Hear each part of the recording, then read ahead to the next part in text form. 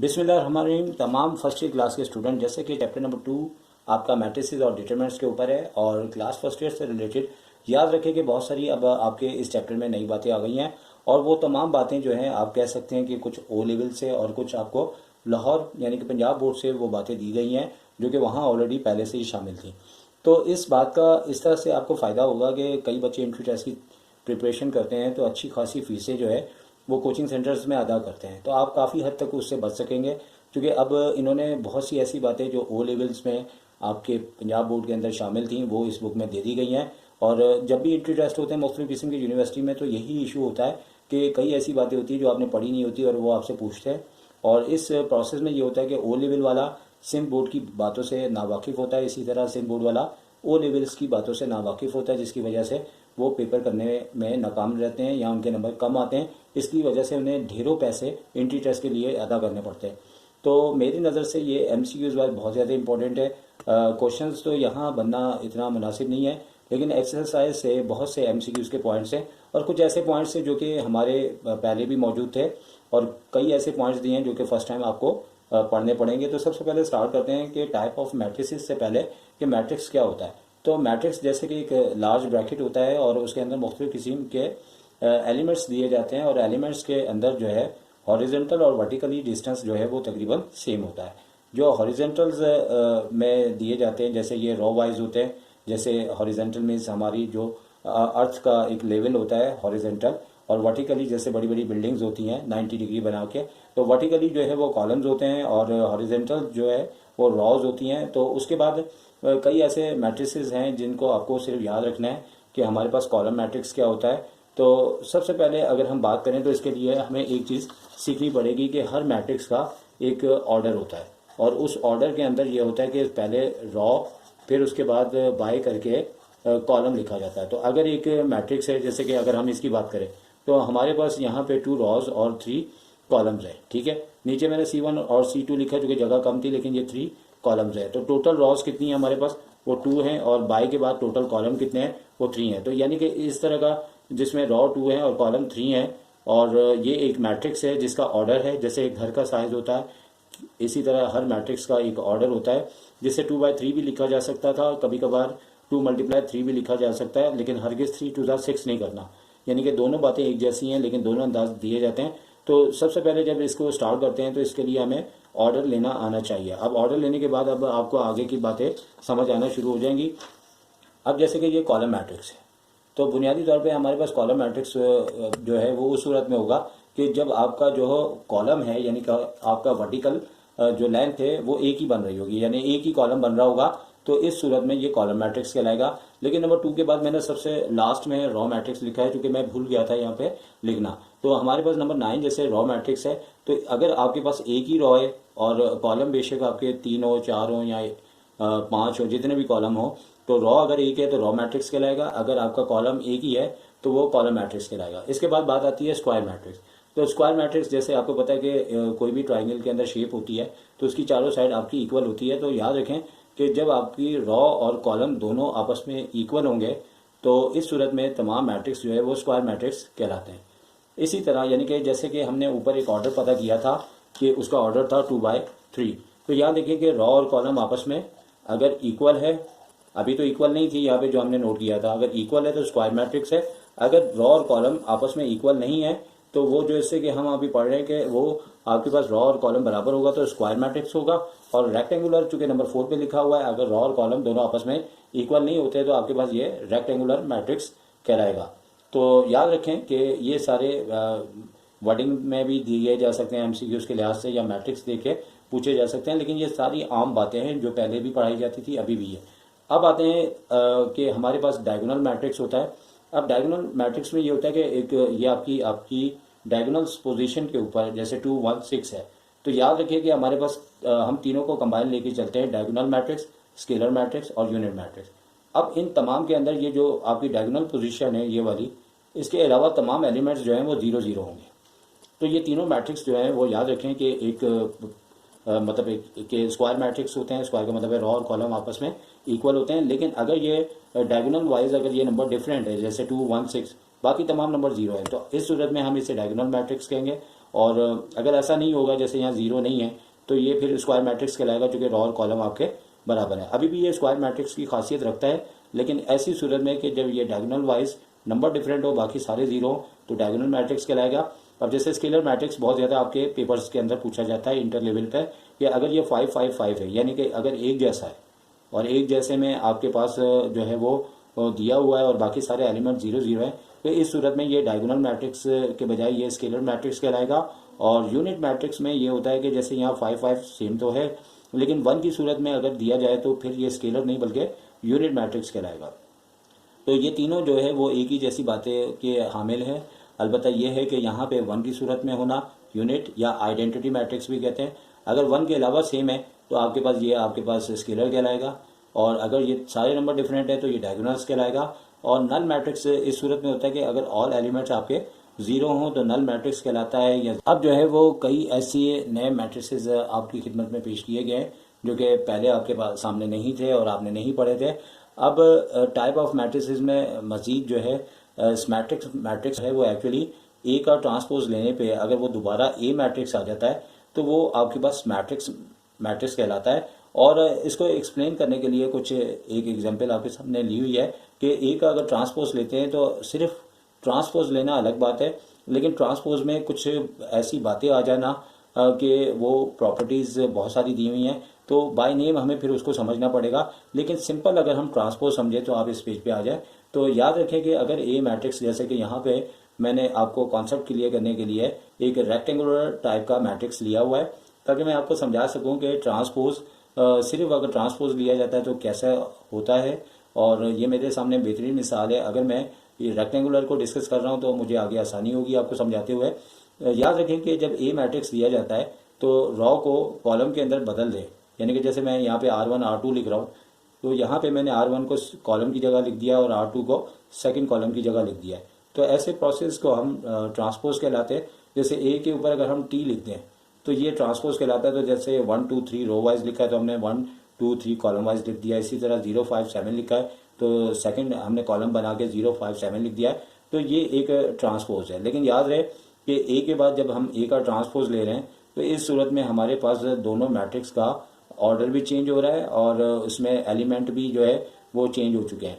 लेकिन यहाँ पे हम जो बातें पढ़ेंगे जैसे स्मैट्रिक्स मेथड है या स्क्यू मैट्रिक्स है, तो यहाँ पे जो है वो स्क्वायर मैट्रिक्स होंगे।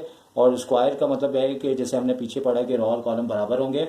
और इस सूरत में अगर हम ए का ट्रांसपोज लेते हैं और वो मैट्रिक्स दोबारा ए की शक्ल इख्तियार कर जाता है, तो इस सूरत में आपके पास वो मैट्रिक्स कहलाएगा।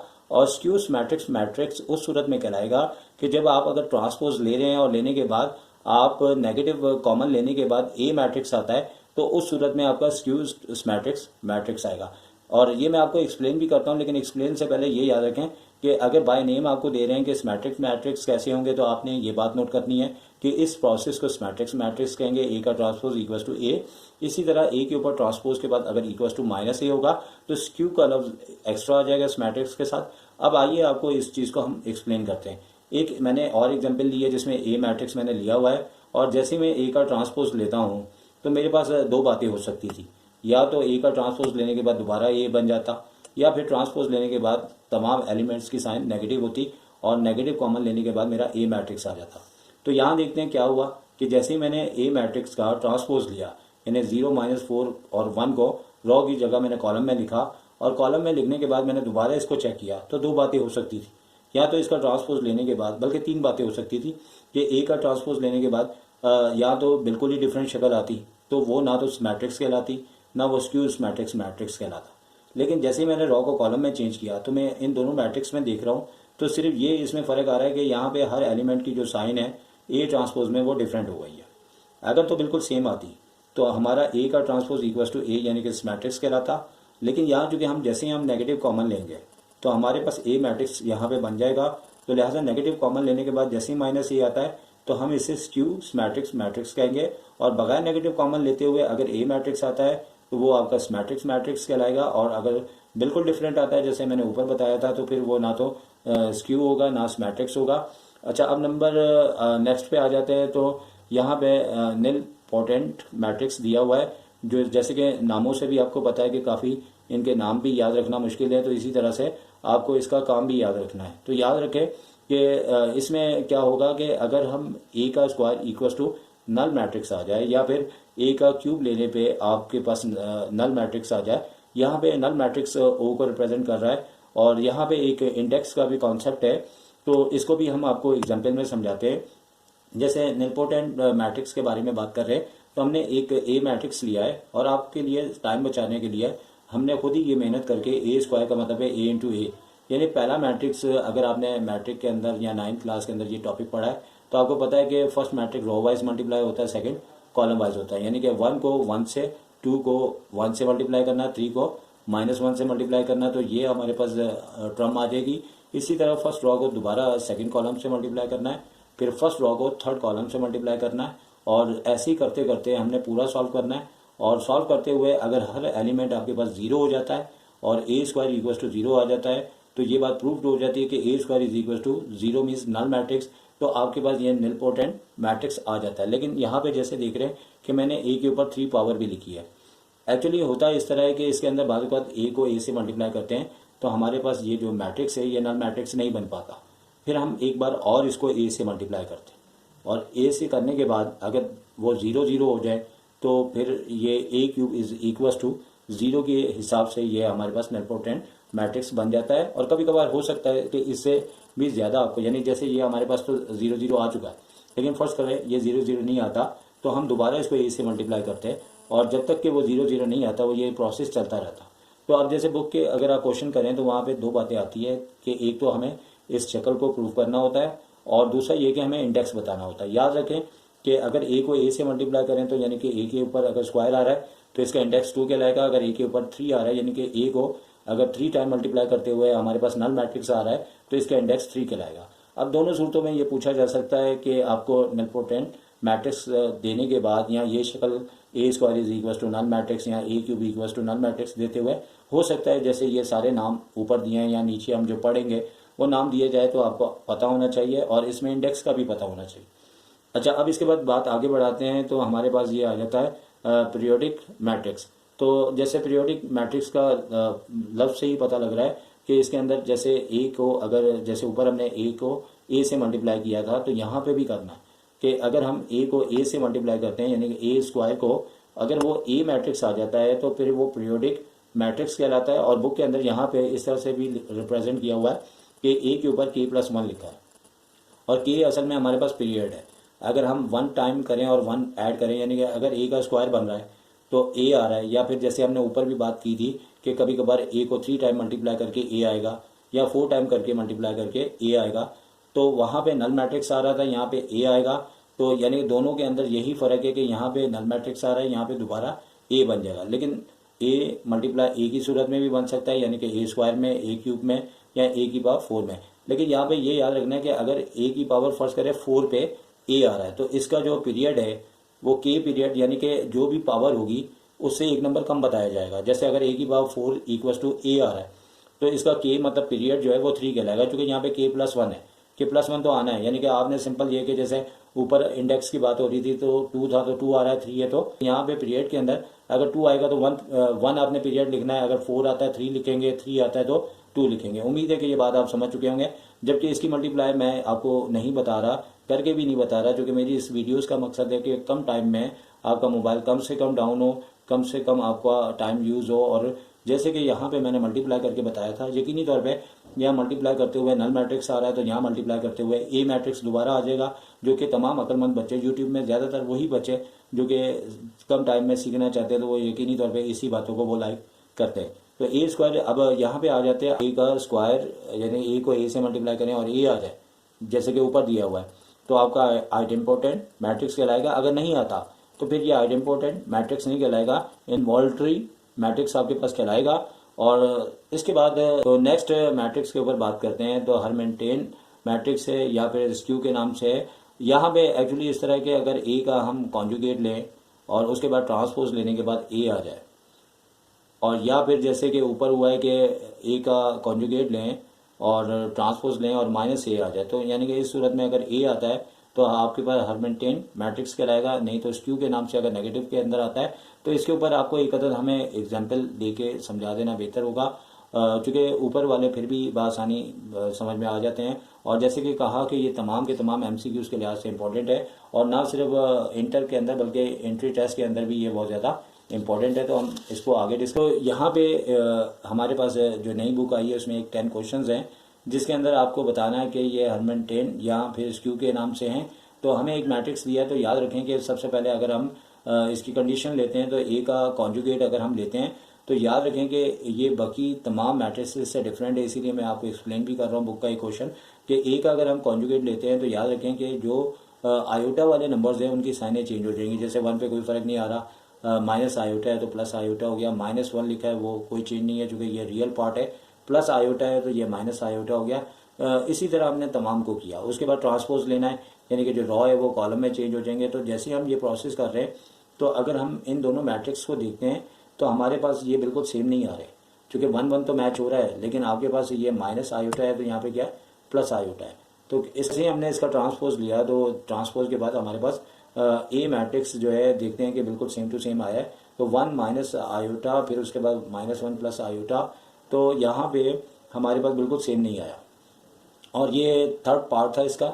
और बिल्कुल सेम ना आने की वजह से ये हुआ कि इस सूरत में ना तो ये ए आया, ना नेगेटिव कॉमन लेके ये मैच हो रहा है। तो ये दोनों मैट्रिक्स नहीं कहलाएंगे, हर्मिटियन भी नहीं कहलाएगा, स्क्यू के नाम से भी नहीं कहलाएगा, चूँकि ना तो ये बिल्कुल सेम आया, ना नेगेटिव कॉमन लेके आ रहा है, बल्कि एक नई शक्ल आ जाती है। तो इसका मतलब है कि ये आपस में इक्वल नहीं है, चूँकि बुक के अंदर यानी कि नाइदर इसका आंसर होगा। और बुक के अंदर 3 पार्ट्स दिए हैं और एक में डायरेक्ट ए की तरह आ जाता है, यानी कि जो मैट्रिक्स दिया होता है अगर इसे हम ए बोले, जैसे कि अगर स्टार्टिंग में इसको ए लेट करते हैं तो ये बिल्कुल सेम टू सेम अगर आ जाता है तो आपके पास हर्मिटियन कहलाएगा। और अगर नेगेटिव कॉमन लेने के बाद अगर ए मैट्रिक्स आता है तो आपके पास स्क्यू के नाम से कहलाएगा। और अगर दोनों सूरतों में डिफरेंट आता है कि ए भी नहीं आ रहा, माइनस ए भी नहीं आ रहा, तो नाइदर आ जाएगा। तो बहरहाल ये क्वेश्चन सॉल्व करके भी आपको समझाना लाजमी था।